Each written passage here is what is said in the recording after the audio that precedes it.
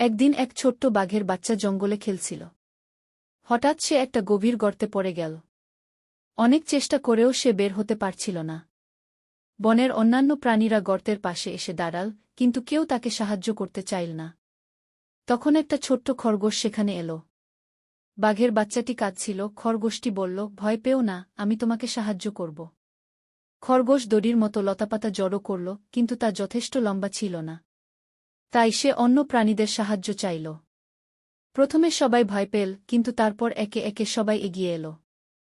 হাতি তার লম্বা শুঁড় বাড়িয়ে দিল, বানর লতা বেঁধে দিল, আর হরিণ শক্ত করে ধরল। সবাই মিলে চেষ্টা করল, আর শেষে বাঘের বাচ্চাটি উঠে এল। বাঘের বাচ্চাটি বলল, আমি ভাবিনি তোমরা আমাকে সাহায্য করবে।